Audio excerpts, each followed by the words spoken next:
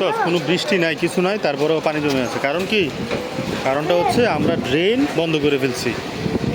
সব ময়লা আবর্জনা আমরা ড্রেনে ফেলতেছি, সব পলিথিন আমরা ড্রেনে ফেলতেছি, যে কারণে বৃষ্টি নাই, তারপরেও ড্রেন একবারে বন্ধ হয়ে গেছে, যে কারণে এইভাবে ময়লা পানি বা পানিগুলো ড্রেনের উপচে পড়তেছে। কাজে আমাদেরকে সচেতন থাকতে হবে যেন আমরা ময়লা আবর্জনা ড্রেনে না ফেলি। অবশ্যই নির্দিষ্ট জায়গায় আমাদের ময়লা আবর্জনা ফেলতে হবে, মনে থাকে যেন। উপর দিয়ে যাও, উপর দিয়ে যাও।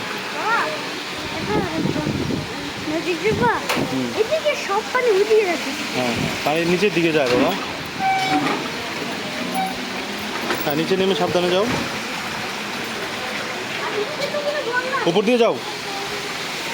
এই যে পানি লাগবে কিন্তু, এই যে দেখছো, দেখছো কি একটা অবস্থা। পানির মধ্যে কেন পা দাও?